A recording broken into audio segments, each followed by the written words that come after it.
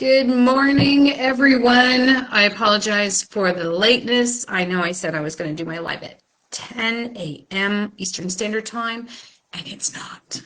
It's because I'm here in Canada, and I was all excited working on the sales funnel for our new launch that's going out. So you guys have been seeing details about that, seeing the posts. The details are coming.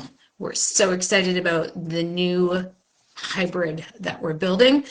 But today, what I want to talk about is how to break the busy cycle. I don't know if you guys have fallen into this category or if it's like something you think about all the time. So we want to know and understand how to make space for yourself, how to reclaim that rest, how to change the movement, add boundaries, that sort of thing. Because I know we have that, women say this all the time. It's like, oh, I want to set boundaries, but I never know how to do it. And that's true. It takes practice. It's like all things. You can't like all of a sudden go from like a busy schedule to I'm going to set a boundary. I'm going to get rest. I'm going to like do things for myself. It doesn't work that way. So we want to look at doing things small steps, right? Like Coach Lisa says this all the time, messy actions. And you want to always attribute to that something might be perfect for 1 week or maybe two, and then you're going to kind of fall off and something's going to happen in week 3 and you're just going to be like, oh my God, but like, the kids got to go to hockey and they're skating and there's guides and there's this and something at the school happened and I had to work late. And then next thing you know, it's the end of the week and you've had 0 rest time. So how to get started, how to make that change, because I will tell you, it's really lovely when you start to actually just stop. And I used to do the same thing, right? Like we run this badge of honor, especially in North America, this badge of honor where it's like, oh, I have to be busy all the time. And it's that one-upmanship of, oh, you're busy? Oh, I'm so busy. And then the other one's over here going, oh, no, I'm really busy. And quite honestly, that shouldn't be bragging rights. Like I was with a friend, went to a friend's for the weekend and hung out with some of her friends. I know them, whatever. It was a dinner night, and they wanted to know about lifestyle in Costa Rica, and it was great. Like I just said to them, like, yeah, sometimes on a Sunday I wake up and I put on my sound therapy and I grab my coffee and I read a book all day and just chill out. Right? And everybody's like, oh, I can't do that. I can't do that. I've got everything. No, you can. So because I've made a change in prioritizing what's important, I don't have to find things to be busy with. Coach Lisa has helped me with this quite a bit, actually, especially in my first year in Costa Rica, because it was like, I'm so used to just filling the time that I felt guilty just sitting and just doing nothing. And this is where a lot of you, not you, people in general, they have this guilt of like, oh, I should be doing something. But as we've already established, there's no should. It's what you're used to. So then being busy becomes a habit. And what also happens is we want to fill that time so we're not thinking about thoughts. We're not thinking about, why are we doing what we're doing? I talk about, you guys know this as a mindset, trauma-informed mindset coach. There's always those big T traumas, small T traumas. So if you're new to the group, explaining the big T traumas are things that are catastrophic, that happen in your life, that are life-altering things. Small T traumas are something that just landed, something that hit you the wrong way, but you can't seem to let it go. Do you ever find yourself like just talking about the same thing over and over and over, and you're like, why? Because it's hit as a small T trauma. So it's equivalent to death of a 1,000 paper cuts, right? So over time, you're going to bleed out, or one big smack to the face, because that's really bad too. So that's the difference between a small T and a big T trauma. And most people only identify and say, well, nothing bad has happened to me, so I'm fine, I have no trauma.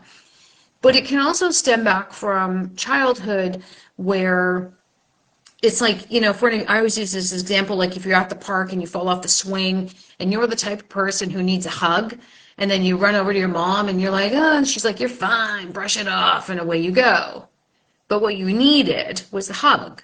So that starts as a trauma. It's small. It's like minuscule, but it compounds over time. And if these things keep repeating themselves over and over and over, they produce a habit. They produce a trigger. Your habit is, well, no one's going to give me a hug, so I'm going to go find something else to do, or I'm going to eat.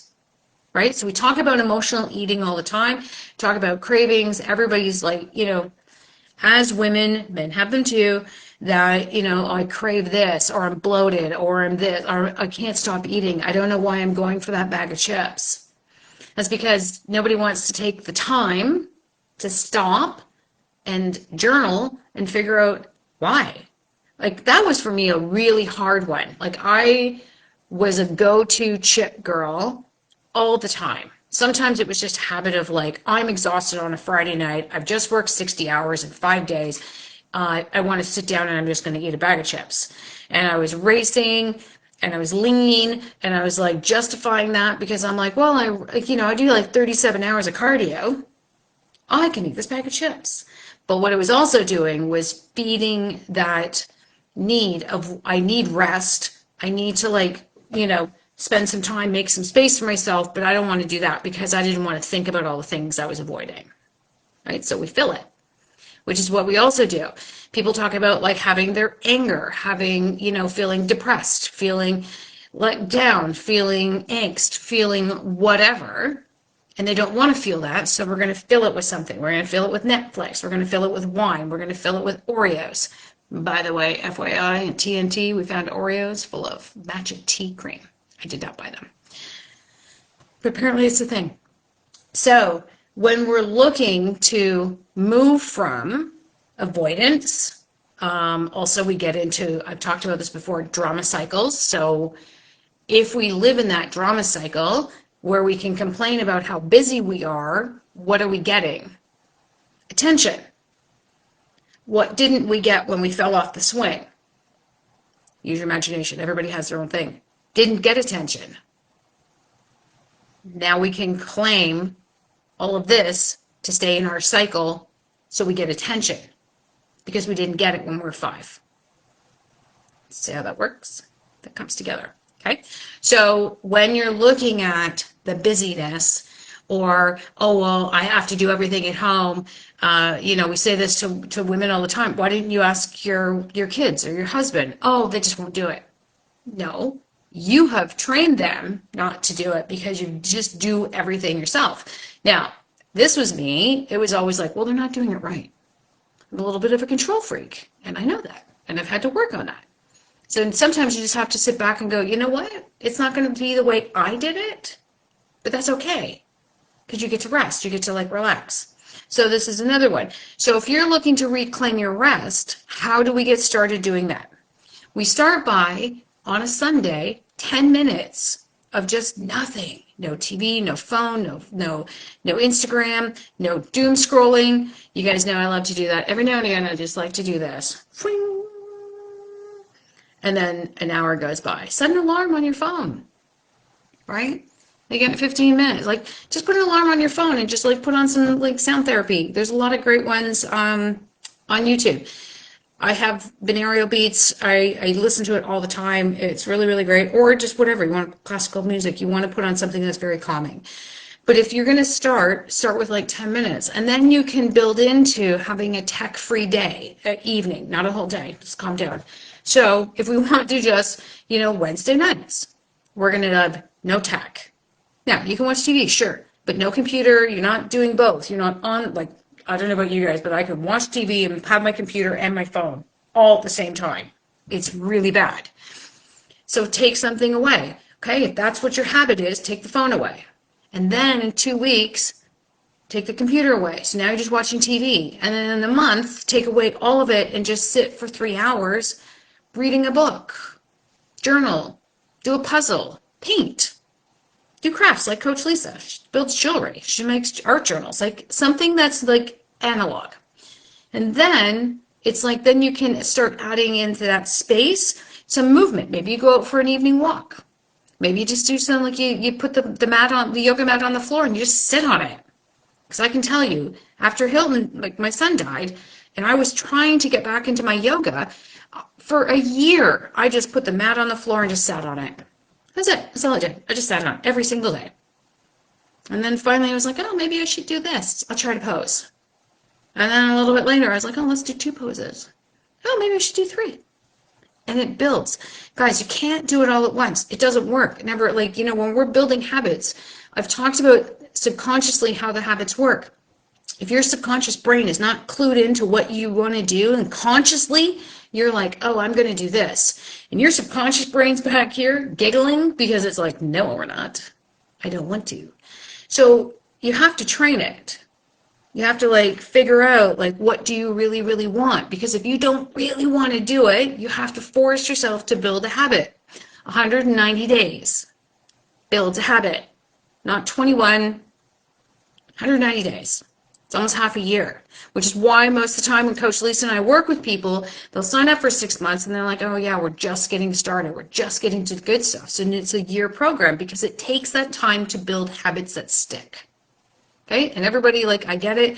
We live in the world of Instagram where it's instantaneous, and it's like, why can't I make that work? Because that's not how our brains work. That's not how our bodies work. That's not how anything works. So when we're going to do that, when we're going to claim back some time, make it 10 minutes, right? So 10 minutes. And then that builds. And then you add some movement. Now your boundaries are completely different, and most people are like, oh, I set my boundaries. But let's really talk about what a boundary is. When somebody says to me, somebody says, oh, I've set the boundaries, I don't let people talk to me this way or do this or whatever. That's fine. That's a statement. That's not a boundary. So what we want to do is when you're setting a boundary, you say to somebody, if you say this to me again, I will leave this conversation. Whatever that is. Everybody has their own thing, right? If I've asked you to do this and you don't, here's the consequence. That's setting a boundary. Now here's the fun part. You have to follow through, because most people are like, well, okay, I'll just give them a break this time. No. I'm going to use the analogy because they're coming out with some new speeding laws and stuff. Remember when you couldn't, they were handing out tickets if you were on your cell phone, you were going to get a ticket. So now all of a sudden they made it a law, you can, text and drive. I know, shocking, but true. But then what they did for 2 weeks, they just handed out warnings. And what do people still do? It's been years. I don't even know what year that was. So long ago. So people still text and drive. Because in the beginning, there's no real consequence. It wasn't until later that the consequences came in. But by this time, everybody's over it and they don't really care. Right?